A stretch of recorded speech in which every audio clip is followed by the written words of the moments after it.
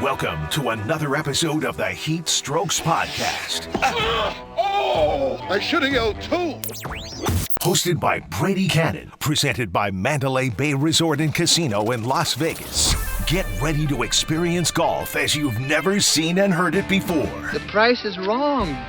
Through the lens of Brady's experienced eye as he braves the toughest courses in the West under the scorching Las Vegas heat. Your course reviews, expert PGA analysis, and top weekly golf betting strategies are teed up and ready to fire. Here's your starter, Brady Kannon.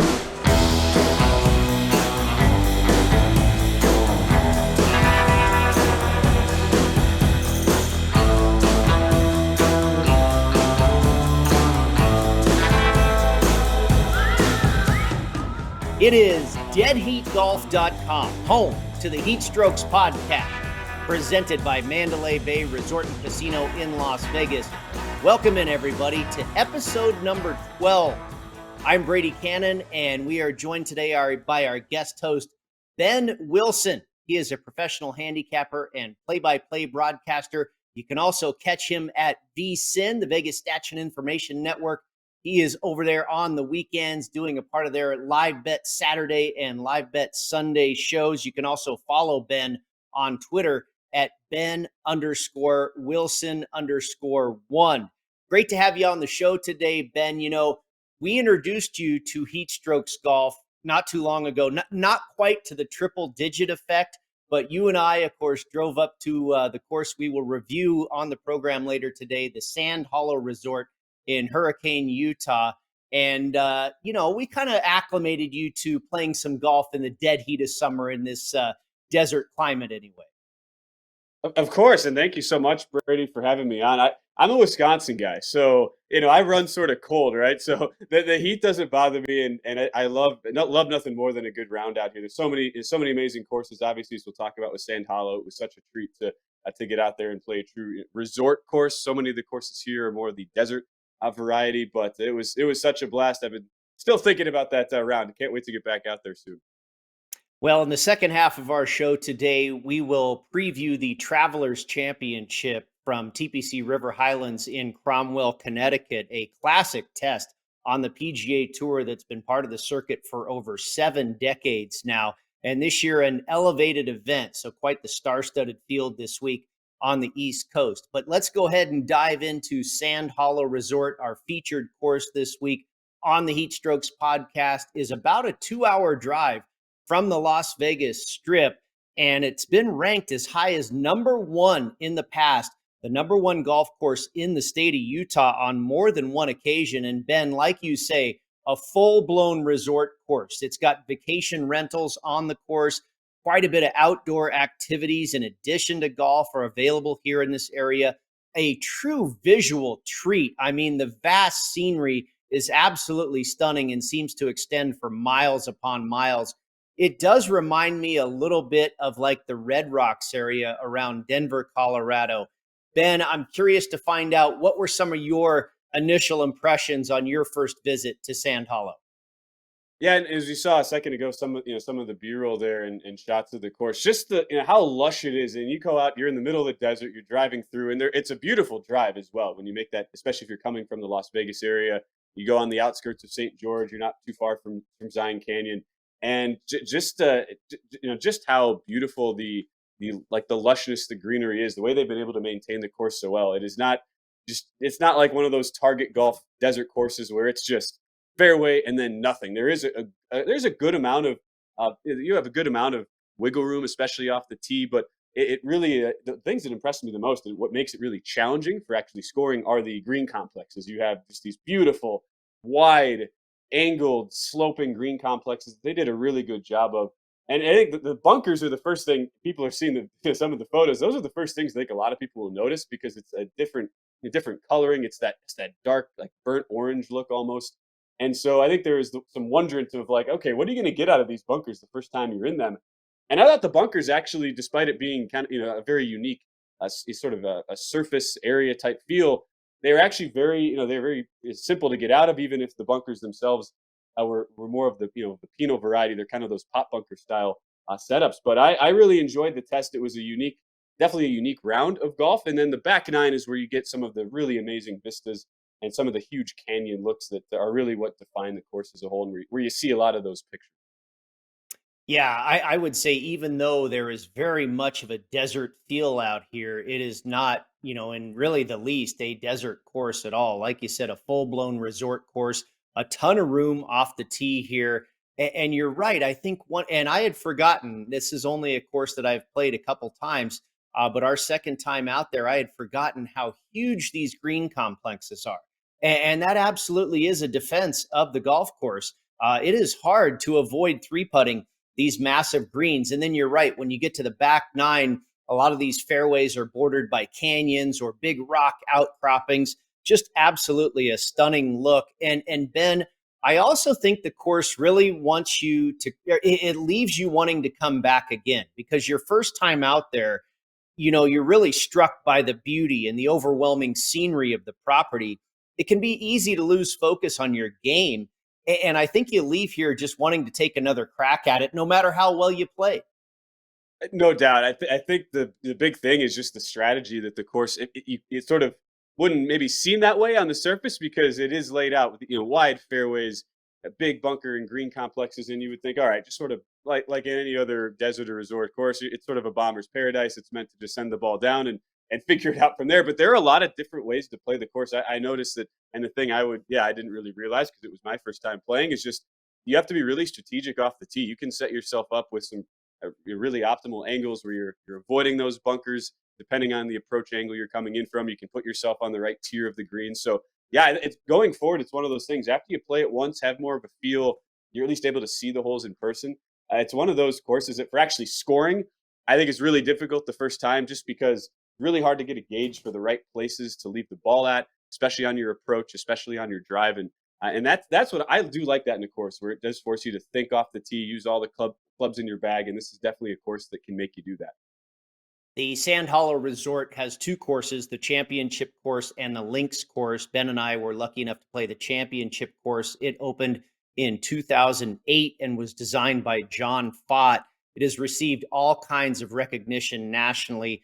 Beautiful clubhouse and golf shop, live music on the weekends there during the good times of the year.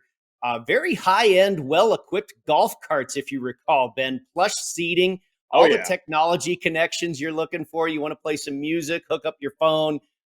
They were very nice golf carts. Excellent food, too. And then a snack bar where you can order off the GPS system in your cart when you hit the 9th tee box and then pick it up before you hit the tee box on number 10.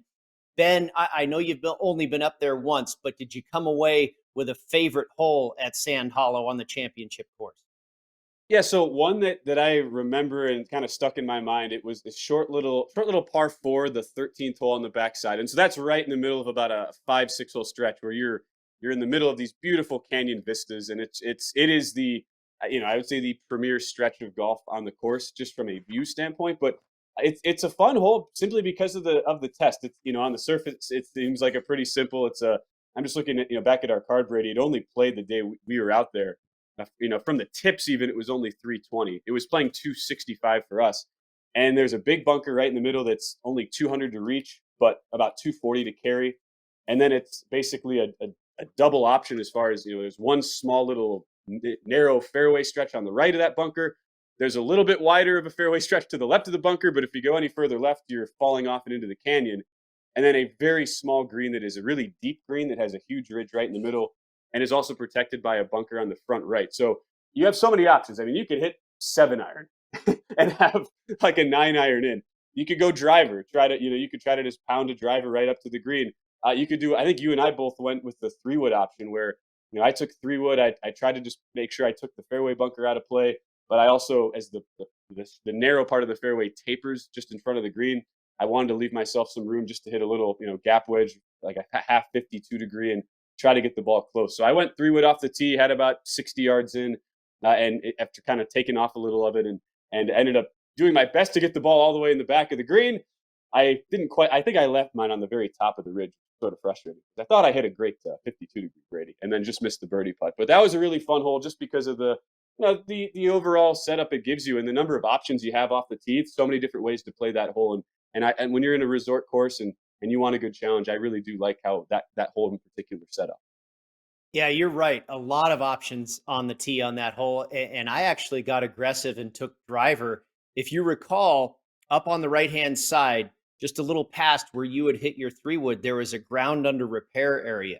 So I said, I'm That's going right. to Yeah. get relief from that anyway. So I went ahead and tried it with the driver, hit a pretty decent shot, but the gamble didn't really pay off. I didn't really gain that much of an advantage. But you're right. That is smack dab in the middle of a very scenic stretch of holes on the back nine. Now, my favorite is on the front nine, on the outward nine, a very short par 3, number 8. And this only plays just over 150 yards from the tips and about 120 or 125 from the green tees.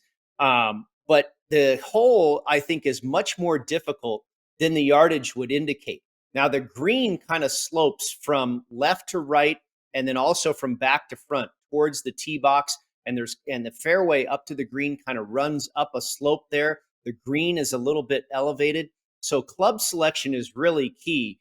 And a lot of tee balls are going to come up short here on what looks like a very benign par 3. Then you have a big, deep bunker to the left side of the green that definitely has bogey written all over it. If you find yourself in there off the tee, it really should be a pretty easy par 3 hole here, Ben. But like I say, you talked about, options off the tee and some strategy there on 13. It really takes a little bit of thinking on number 8 as well. Just again, 125-yard shot is really a lot more difficult to make a 3 on this hole than it would present just looking at it first glance. Yeah, and it's the number 11 handicap, which you would expect it to be like the number 17 handicap out of straightaway, Right. a par 3. I hit wedge, and yeah, it was one of those things where you're trying to gauge, okay, how normally my stock wedge is like a 130 shot, so I'm thinking, okay, this will be perfect, and realized that you came up a little bit short. I had to hit mine pretty good, and it resulted in a setup where you're trying to then crank a wedge or go very soft on a 9-iron, and I pushed mine. I ended up in that giant bunker. I actually that was probably the best bunker shot I hit all day. I hit a really good bunker shot to about 8 feet, just barely missed the par putt. But yeah, you're right. It's one of those you get off the green and you're, man, how did I make bogey? And then you realize, yeah, tougher shot off the tee than you might think. And then if you do hit the green, of course, you're faced with yet another one of those big sand hollow resort greens that are very easy to 3-putt. Now, again, I know you've only been up here one time, but did you come away with a favorite moment or a story from your experience up there in Hurricane, Utah? Yeah, so I will, unfortunately didn't make any birdies. That was the goal, but it was, a really fun round overall, Brady. And I think we both, I mean, we had our ups and downs as you're always going to have on a course. Another moment, another hole that really stood out to me. I think the front nine, because everybody talks about just the beautiful scenery on the back. I like that you pointed out a hole that was your favorite from the front, just because I think the front is a really underrated part of the course. It's a different layout. It's more in the open area where you're kind of you don't have as much true mountain or canyon right by you. But I thought it was still a really beautiful setup, and I liked how a couple of the par fives on all over the course really are they're demanding in the sense that they're definitely gettable in 2, but the big bunker complexes are brought into play. You can find yourself in some trouble pretty easily, depending on how aggressive you are getting. And so, like I was happy. I mean, I made it was I think the 7th hole right before the hole you just talked about, Brady, on number 8, the par 3. 7th hole is a par 5 where probably hit my best drive of the day, which was always a fun moment to have when you can crank a drive 300 on a par 5, and that was a really daunting second shot onto a green that's protected by a huge bunker in front. There's little pot bunkers to the left and to the right, and then there's fescue off to the left. Since you're right at the edge of the property there, you can see some of the lodging houses there across the road on the left side. And so I was just short in 2, had a really dainty, I had to kind of flop a 52-degree over the bunker onto a severe downslope that kind of trundles down to the pin. And I was happy how I handled that. I just barely missed the birdie putt, but that was a really fun hole. And that was another memory. Holes like that they're definitely a challenge out there, but you understand if you put a couple good golf shots together, you have a chance to put yourself in positions to make some good scores. Good stuff. And I remember that hole well. I also hit a really good drive on that hole. and then went for it with a 3-wood on my second shot, and it all went downhill from there. So I We've got all to been tell there. you, my favorite story though was from our trip up there, and maybe a little word of advice here to folks that are traveling to Sand Hollow from Nevada. We had an 8 a.m. tee time. And with it being a 2-hour drive, I said I was going to leave my house at 5 a.m., which I did. And I was making great time. I arrived there about 3 minutes prior to 7 a.m. However, it was about 25 minutes before I arrived. I realized that I was heading into the mountain time zone from the Yeah. Pacific time zone. And so, no, I did not arrive there 3 minutes before 7 a.m. I arrived there 3 minutes before 8 a.m., which was 3 minutes before our tea time. So, oh boy, I walk into I pull up to the bag drop, and the guy goes, I go, I'm on the tee. He goes, yeah, you are. You better hurry up. I walk into the golf shop, and I'm like, look, I just came from Las Vegas. I fouled up the time change. And lucky enough, they had a spot for us where they could squeeze us in at 8:45. And after that, the next available start time was like 10:40 in the morning. So that would have ruined our entire plans. But lucky enough, we were able to hit a few balls and warm up and relax and get out there at a decent start time. But lesson learned, don't forget when you are traveling from Las Vegas to Utah, you do cross over into the mountain time zone. And it was funny, Ben, I think I told you this. I had just been in Arizona for the weekend, which is roughly a 5-hour drive away with no time change. And then I go just 2 hours in the other direction, and there is a time change. So I was really fouled up. It really caused some stress. But at the end of the day, everything worked out just fine. Classic. You were not the first. You will not be the last. And I will say, what is actually nice about that drive, from the sports betting perspective, is you do actually cross through a very narrow little corner of Arizona. Yes. So I made the strategic decision on my way back.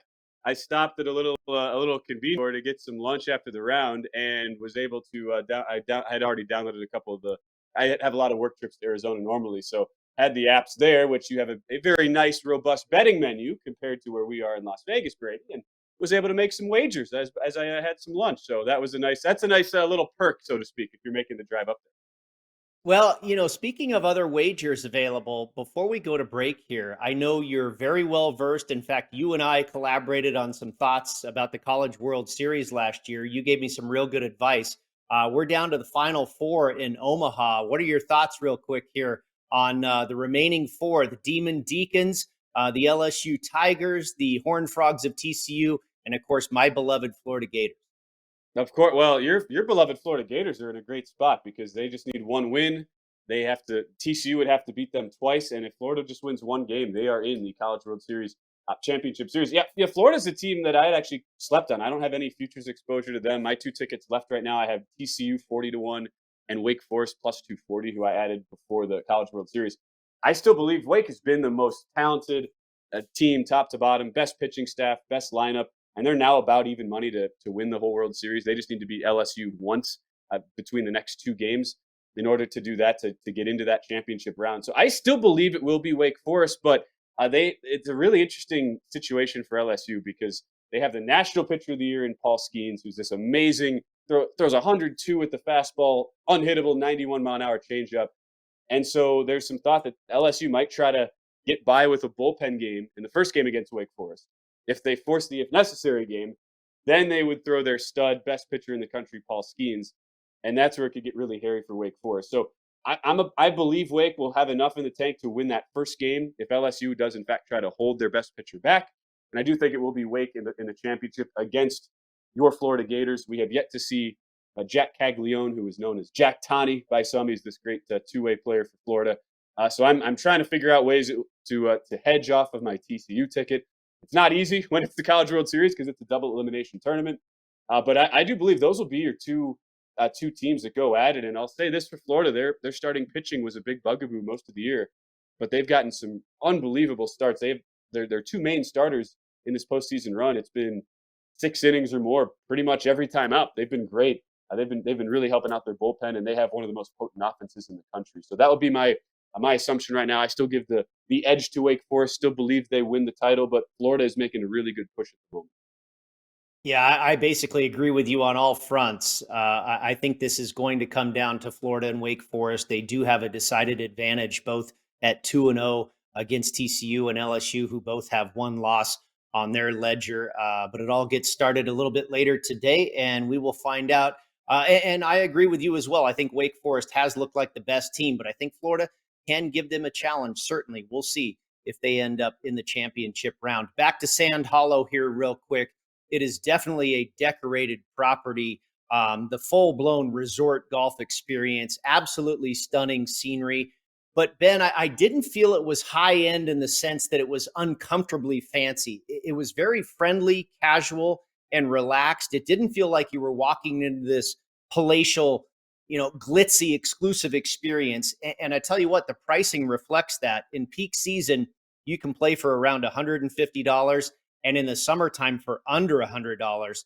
They also have local memberships available for both courses, the links course and the championship course.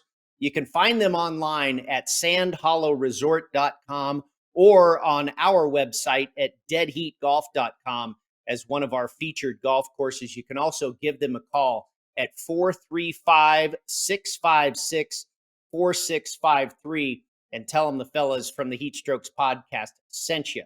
We'll be back with our picks for the Travelers Championship taking place at TPC River Highlands. But before we do, a quick word from our terrific sponsors, and I encourage you to support these folks. They really have some tremendous products.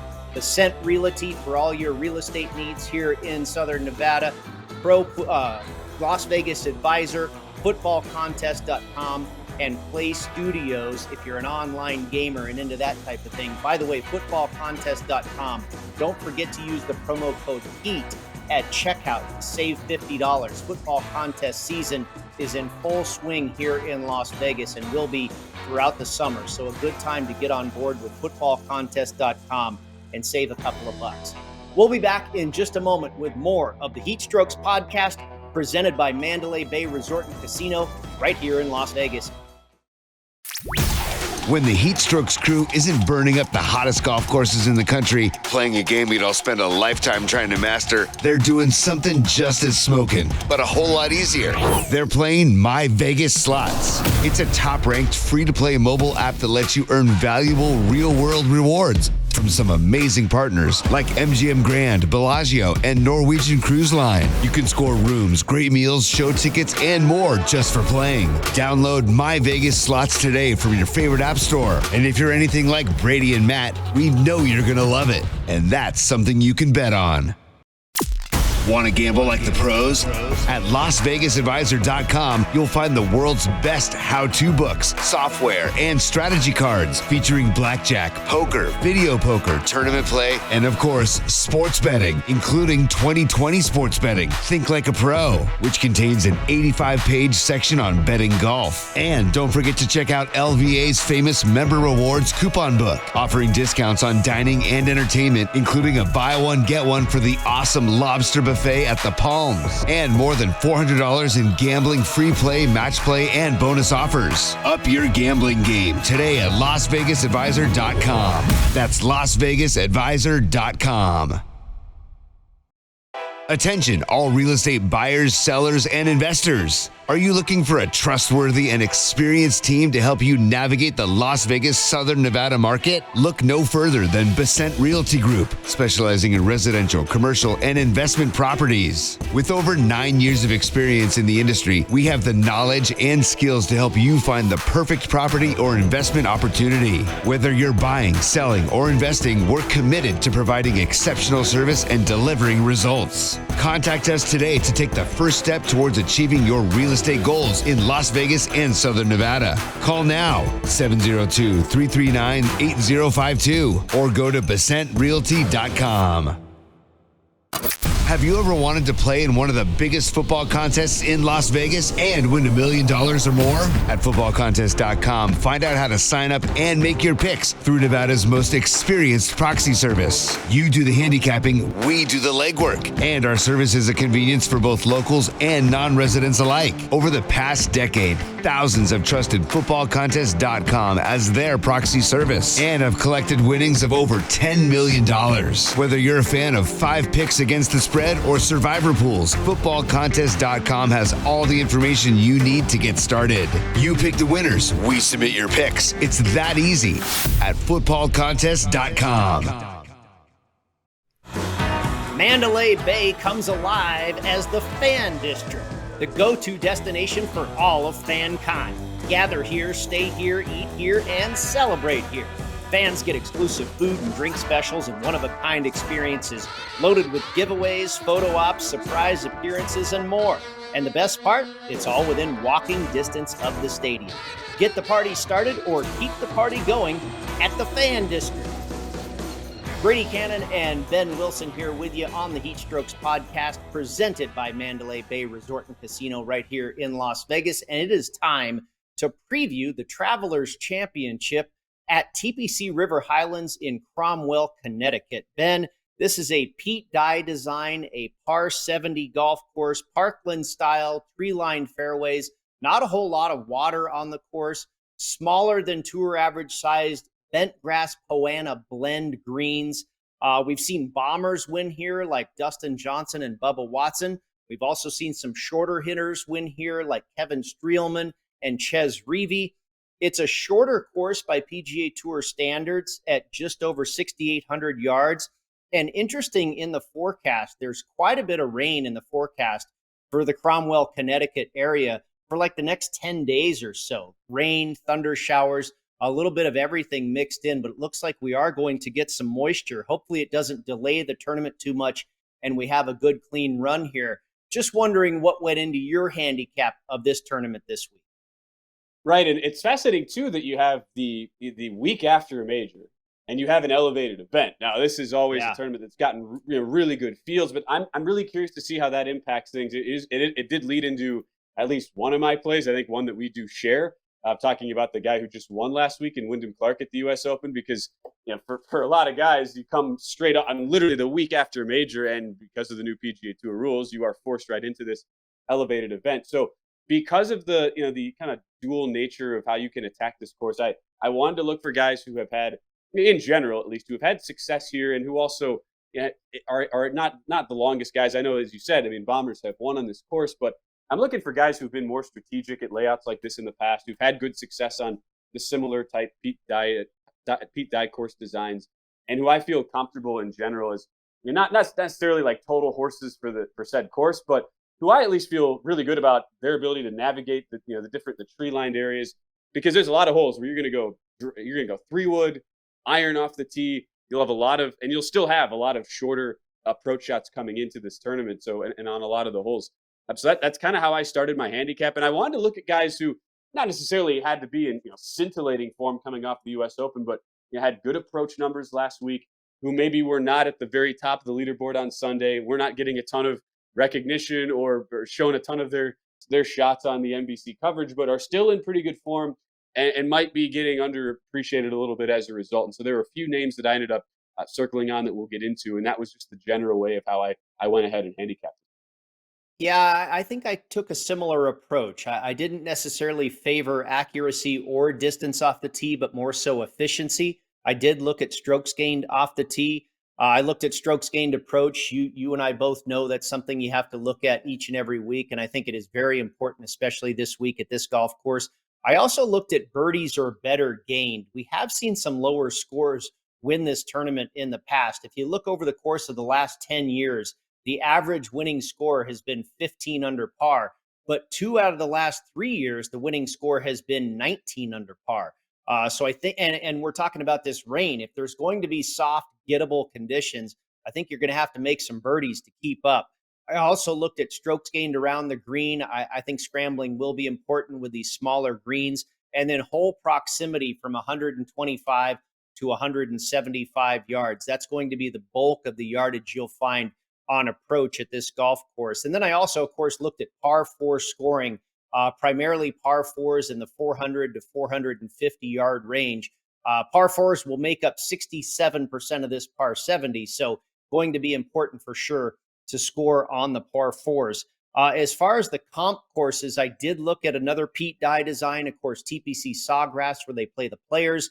I looked at TPC Potomac TPC Twin Cities, TPC Deer Run, where they play the John Deere Classic.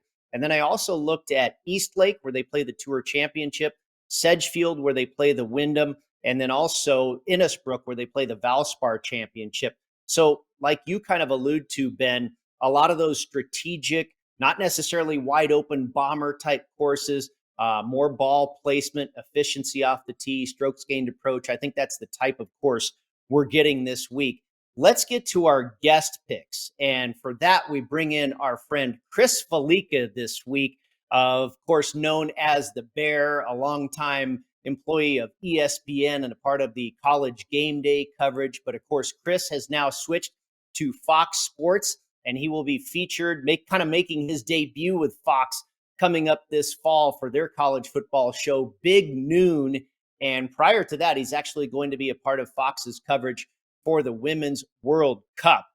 You can follow Chris on Twitter, by the way, at Chris Felica.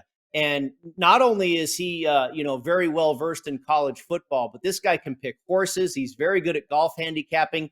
I've always leaned on him for the Travelers Championship because, of course, spending so many years in Bristol, Connecticut, not too far from Cromwell, he's very familiar with this golf tournament we have on our hands this week. He's got 2 outright winners, Ben. He went right to the top of the board with Scotty Scheffler at 6-1.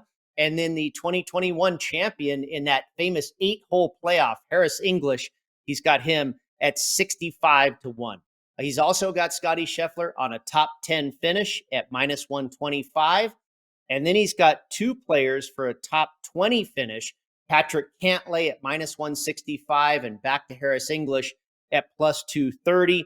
And then top 30 finish, he's got Brian Harmon at +115, Eric Cole at +240, and Sam Bennett, the rookie, making, I believe, just his 4th professional start this week at +280. He's got a couple of head-to-head matchups. Scotty Scheffler laying the wood at -155 over John Rahm. Eric Cole at even money over Justin Suh. And then to miss the cut, Justin Thomas, the lack of love for Justin Thomas continues. He was all the way up to 50-1, as you recall, last week to win the U.S. Open, Ben. Now to miss the cut at +150, a shorter price than Tony Finau, who's at +250 and also selected by the Bear to miss the cut. And then finally, Harris English again to be your first round leader at 70-1. Any thoughts there on some of the picks by the Bear? I certainly can't go against looking at the top of the board and Scotty Scheffler because, well, what would you say? Scotty Scheffler had his C+ game top 5, at the U.S. right? Open. Yeah, he's struggling all over the place, and there were professional. I remember I think it was Michael Kim on Twitter, a fellow professional golfer, saying, "Wow, if this guy clearly doesn't even have close to his A game, and he's still finishing T5, in the top 5. I mean, what does that say about him as a whole?" So certainly, at this point, if you are making a case for Scheffler every single week, you basically can. So I can't go against that at all. And then Harris English, it's not just that he has the course history and having been in that ridiculous 8-hole playoff from a couple years ago, but he was playing really well. He had a couple blow-up holes on Sunday at the U.S. Open, but I liked what I saw out of English. He was right there in contention, was playing really good golf. And the reason it was a guy I'd kind of circled originally on as far as a potential for my card. Didn't include him just because for some of these guys like a Scheffler and for an English who were just on in the final few groups of the U.S. Open, who were right there, they were grinding right down the home stretch. Those are some of the guys I'm a little bit concerned about just for making that transition on a short week, going cross country, even if they have the game, even if it totally makes sense from a numbers standpoint to bet them. That's the only reason why I didn't ultimately bet those guys and kept them off my card. And Patrick Cantlay, remember, he's the guy who set the course record as an amateur. So you talk about course history, Patrick Cantlay certainly has that. And he certainly does also fit in that category of guys who maybe got off to a slower start at the U.S. Open, were forgotten about a little bit, came on over the weekend and did look much, much better. So I do like the Cantlay play as well. I just didn't want to lay a big price of over $1.60 there on a top 20 finish. But no issues at all with what the Bear is throwing out. No, I'm in the same boat. I didn't necessarily land on all the same ones, but I think you can make a good case for every single one of his picks. I'm a little curious about Tony Finau to make the cut. That would be very interesting. He's getting a nice price at +250. He's been kind of pedestrian here, it seems, for the last couple of months after being red hot last summer, and that carried over into his win at the Mexico Open at Vidanta. But he has been a little bit vanilla here for a while, so maybe worth a shot to pick Tony Finau to miss the cut this week. All right, let's get to your picks, Ben. I will give you the floor. Who are you on this week for the Travelers Championship? Thank you, Brady. I'm going to go back to at least one golfer I had last week at the U.S. Open in a finishing market, and that was Collin Morikawa. Played him a top 20 last week, and in kind of similar form, not obviously to the degree as a Scotty Scheffler, but a guy who didn't really seem to have his A game, and yet was able to find his way pretty comfortably in the end into a T12, and was really, really good. Was 8th in overall strokes gained approach, so the iron game is still there. With Morikawa, you really tend to worry about the putter and the driver, but I don't believe the driver is really going to be in his hands a whole lot this weekend, playing at a very short course. And when you actually look, this was surprising to me when I looked up the numbers. But if you look at the good drives gained stat, at least on these shorter courses, so if we're qualifying it as sub 70, 200 yards, Collin Morikawa is actually the best driver, at least good drives gained, which measures just overall efficiency, not necessarily distance on these drives over the last 36 rounds. So I really like where Morikawa is coming in at. He's always going to be at the top of your approach leaderboard, 3rd in strokes gained approach last 36 rounds. And from that proximity metric that you mentioned, Brady, in that 125, I looked at 125 to 150, but this applies to 125 to 175. He's right up there too, 9th so far in the last 36 rounds. So really like where Morikawa is at. We saw him play well at the Players earlier this year, top 20 on a very similar Pete Dye course, TPC Sawgrass, and has been in very good form just in general with his overall game. So I like him in the top 20. Like that I'm getting another top 10, excuse me, is what my bet was. Like that I'm getting a near 3-1 price on Morikawa. That was actually both of these that you're seeing on screen were at Circus Sports in Las Vegas. Morikawa at plus 275.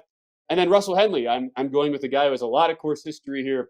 3 top 20 finishes throughout his career. Has finished as high as 6th in this event. In a similar metric, looking at those good drives gained on the shorter courses, he's 3rd on the overall list, 7th in the proximity on those short iron shots, and then 6th strokes gained tee to green on sub 7,200 yard courses. So Russell Henley, a guy who played really well last week, had over 7 strokes gained on approach at the U.S. Open. I don't think many people were following Henley or really aware that he was doing the things he was doing, but finishes top 20, like the form he is entering with this week.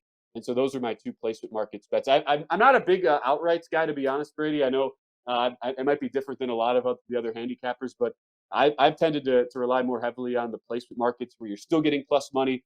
You obviously have to be more consistent on those bets, but I kind of go with the lower volume and sort of a higher accuracy type strategy on those. But those are my 2 placement market bets, and then the one matchup I did go with is Max Homa even money over the U.S. Open champ Wyndham Clark. And I know we'll talk about this here a little bit more in depth, but this is pretty much a pure fade of Wyndham. The only worry I have, it seems like everybody in the golf betting world is going to fade Wyndham Clark this week, but you think about what the reality is and all the media he's done this week. His first major championship, only his 2nd ever championship as a PGA Tour player, to now make that cross-country trip. Even though all the numbers are good on Wyndham Clark, and it should be a course that is just fine with how good his approach numbers are. I'm looking to fade him this week, and I'm doing so with a player that I think will benefit kind of getting out of his own backyard in Max Homa. We saw how all that pressure of him being the local California kid playing at LACC, it clearly was not a great thing for him. So I like Homa to bounce back. A guy who's putted very well on these POA bent grass type green surfaces in the past. I'll look at Homa there in a matchup this week. Yep, makes all the sense in the world to me. And you talk about not playing the outrights, Ben. You're just smarter than all of us. No, and I will be honest with you.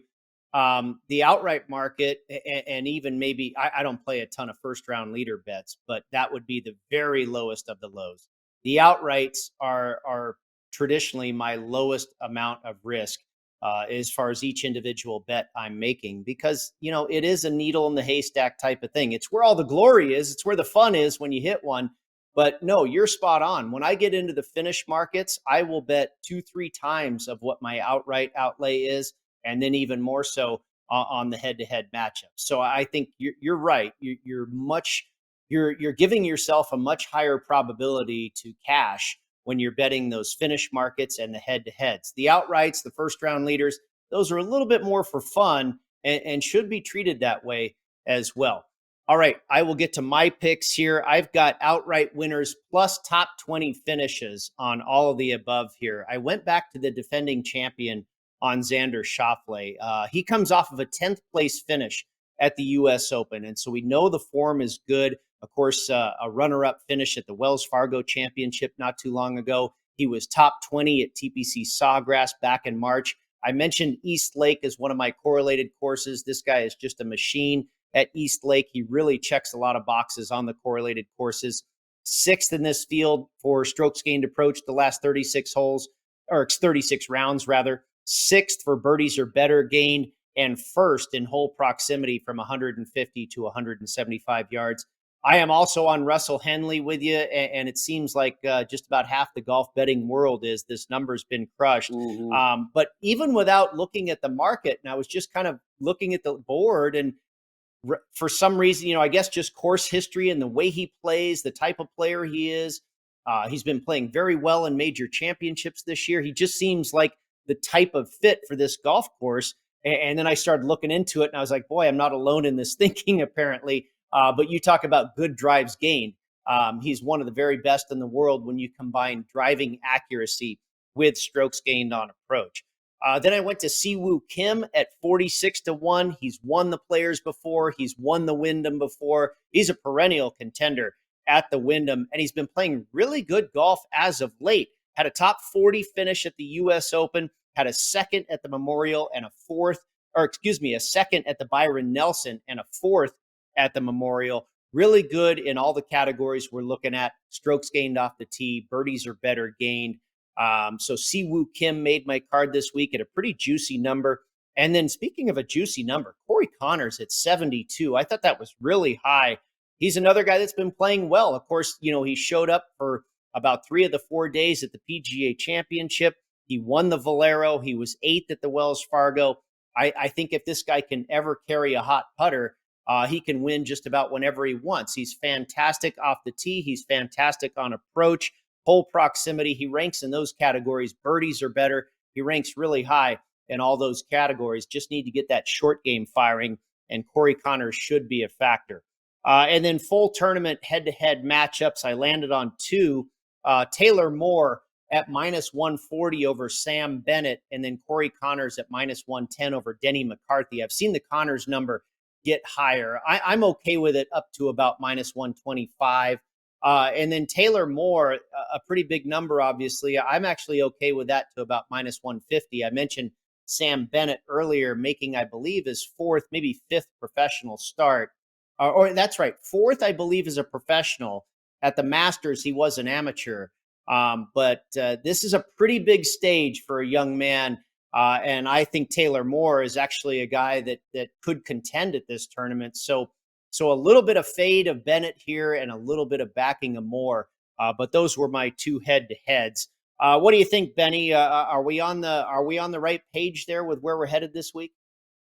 I think we're gonna have we're like hawks, all right. We're vulturing around that we're gonna be vulturing around the top of the leaderboard. Yeah, it is funny on the Henley thing because there tends to we always fall into this, and there tends to be a lot of groupthink when it comes to some of these, especially the smaller tournaments. And this is obviously an elevated event, so not a smaller tournament. But when you get into a week after a major, it's the only thing that concerns me. Feels like a lot of people are on Henley, but we also live in a bubble, so we represent a very small percentage of the actual bettors out there. And I like the portfolio. And like you said at the top of the show, there are a number of different ways you can win at this course. And so if you look at the golfers we all have picked, and there are a lot of different styles, we feel like they can work in different ways stylistically with the course at the TPC River Highlands. But I think it's a good way to look at it because you understand that there are a number of ways to attack this place, and to have different golfers with different skill sets that are very, very very, very efficient and at the top of the board in different areas. I think that's a good way to approach this if you're going to have a deeper card. All right, it is time for our Pizza Money Play of the Week, presented by Dom DeMarco's Pizzeria and Bar in the Summerlin area right here in Las Vegas. Ben, I don't know if you've been there yet, but if you haven't, we need to get you over there. Certainly, as a guest host of the HeatStrokes podcast, we've got to get you over to Dom DeMarco's, a fantastic place in the Summerlin area. Matt Youmans and I, we were on the same Pizza Money Play last week. We both lost. We figured the winning score for the U.S. Open was going to be under 9 under par. shorter than that. Obviously, Wyndham Clark gets to 12 under par. The scoring at the U.S. Open really did surprise me. So we lost our pizza money play last week. But this week, I'm going to go with a player to miss the cut bet. And that is going to be the aforementioned Wyndham Clark at 2-1 plus 200 on Wyndham Clark to miss the cut this week for our Dom DeMarco's Pizza Money Play of the Week. And really along the exact same lines that you're thinking here, Ben. The young man wins the Wells Fargo, an incredibly emotional victory for him, his first on the PGA Tour. And just a month later or so, he wins his first ever major championship, the United States Open, as an American. This is really a lot to swallow, and congratulations, obviously, but to come back the very next week on the other side of the country against an elevated field, mind you, and pull it off again to maintain that level of play, I think can be very, very difficult. So I think it's worth a shot. You took the matchup route. I think it's worth a shot to possibly take the miss the cut route as well. Yeah, especially at 2-1. I have been to Dom DeMarco's, by the way. Fantastic. Good. So Good. I'm glad so I'm glad this is our Pizza Money Play of the Week. Yeah, it's not just the fact that it's his next tournament, right? Because a lot of that, it can be sort of a lazy handicap just in general, right? Okay, just fade the winner from the previous tournament. But I think the fact that it is such a unique thing you're seeing as part of this new setup on the PGA Tour, where you have an elevated event the week after a major. Not only is it an elevated event, but you're basically as far away as humanly possible on the PGA Tour, at least from the domestic tournaments, from your previous event. So you have Wyndham Clark, who was in LA Sunday night doing all the media overnight, and now you make this cross-country trip, go all the way to the Connecticut area, and now you settle in here. You got to turn it around and get ready to go by Thursday. It's more unique than just your standard, okay, maybe a guy wins his first major, takes a couple weeks off. Maybe it would be lazy to suggest to fade him the first tournament back. But I just think with the timing, it's a really truncated turnaround, Brady. I like where your head's at, and I think we are on the same page here. Well, that is going to do it for this episode of the HeatStrokes podcast presented by the Mandalay Bay Resort and Casino here in Las Vegas. In case you need to revisit all the picks and all the information, you can find that wherever you get your podcasts or on our website at deadheatgolf.com. You can also find it on YouTube. We'll have the video version up a little bit later this morning. You can find my YouTube channel there at HeatStrokes Podcast. Please give us all the social love, the likes, the subscribes, and all of that good stuff. If you enjoy what you're hearing here on the HeatStrokes Podcast, I want to thank our crew, Tom Catlin on video, Jeremiah Crow from Green Roll Media on the audio, and Trifco on the creative design. Thank you to our guest host, Ben Wilson of VSiN. Don't forget to miss his shows on the weekends, Live Bet Saturday and Live Bet Sunday on the Vegas Stats and Information Network. Also, big thanks to our special guest contributor, Chris Felica. We will be back at this same time next week, actually a day earlier, recording a day later this week on Wednesday. We will be back at our normally scheduled Tuesday time next week to preview the Rocket Mortgage Classic and also review another golf course. In the meantime, everybody, I recommend highly you checking out the Sand Hollow Resort. It's an absolutely visual stunner and a great golf course to play. Enjoy the Travelers Championship this week. Cash some tickets. And Ben, please remind everyone to stay hot. You've been dialed into the HeatStrokes podcast with Brady Kannon, presented by Mandalay Bay Resort and Casino in Las Vegas, and produced in conjunction with Green Roll Media, the world's premier sports betting podcast network. Subscribing to the show on YouTube is easy. Just search HeatStrokes Podcast. Follow us on social media at Las Vegas Golfer and at HeatStrokes Pod. If you like what you heard, please follow, like, and give us a 5-star rating on Apple Podcasts and Spotify today. Good luck out there sinking birdies and cashing tickets. We'll see you next week.